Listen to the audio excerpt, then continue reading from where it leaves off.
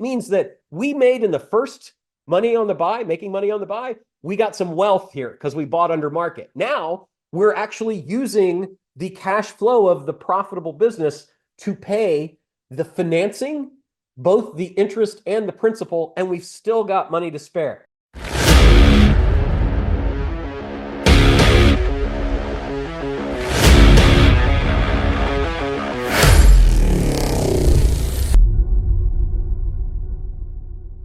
The second monetization strategy is cash on cash, operating cash on cash.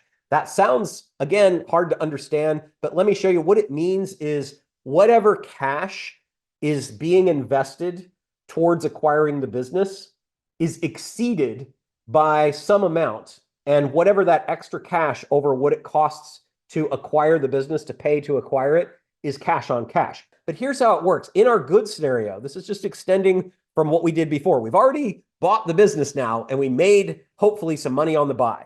Now we're going to say, okay, can we make money while it operates as well? Well, under the good scenario there at the top, you can see the amount financed for zero out of pocket. We paid $1 million in the good scenario for the business. So we're going to finance $1 million, okay, or euros or pounds, wherever you are in the world. And the EBITDA, the profit of the target, is 360, remember? So it was the same for all of these. But if we're paying 10% interest on the $1 million that we used to acquire, that we financed, let's say that the seller financed all of it, okay, for ease of discussion, then 10% interest on $1 million is 100,000. So we have to pay 100,000 a year in interest on that. So we take the 100,000 from the 360 profit the business is already making, and that means our net cash flow in year one is 260,000. That's a 260% return on the 100,000 that we used from the business to acquire the business, to pay the interest on the loan, but it still leaves us 2.6 times more than that, right? That's where that 260% comes. We had to spend 100K, although the business paid for it, we didn't. And from that 100K, we still get to keep 260. Now, if you look down under pay purchase price from cash flow, let's assume that we are paying the $1 million that we spent to acquire the business off over 5 years. Let's say the owner said, you can pay me $200,000 a year for 5 years. So that's the principal, not the interest. So we have to think about that too.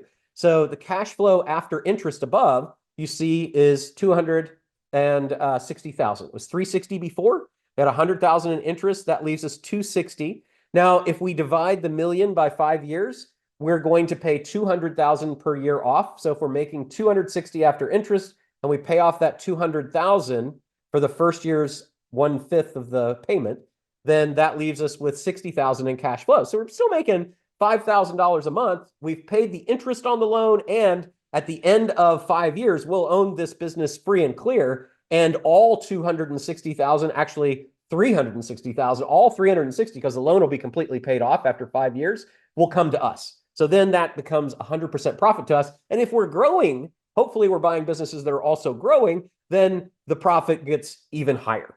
Under the better scenario, the amount financed out of pocket was 540. That's what we paid. We're doing 100% financing. The business is making 360. The interest on 540,000, 10% of 540,000 would be 54,000. So we take the 54,000 interest off the 360 that the business is making. That means we are clearing 306,000, or 567% cash on cash.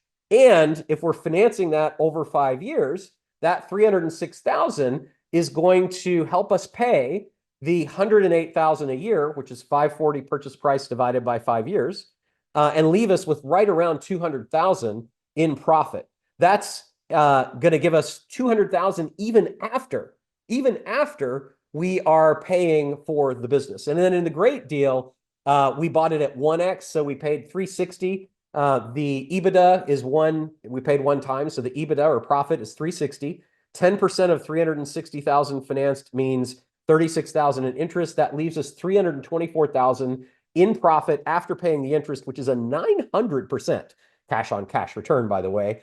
And even after we take the purchase price of 360 and divide it by 5 years, that's a 72,000 payment. We take that from the 324 and we're taking home $252,000, right? And then after that gets paid off, again, all that profit is ours. So that's what cash on cash looks like. It means that we made in the first money on the buy, making money on the buy, we got some wealth here because we bought under market. Now we're actually using the cash flow of the profitable business to pay the financing, both the interest and the principal, and we've still got money to spare. That is cash on cash.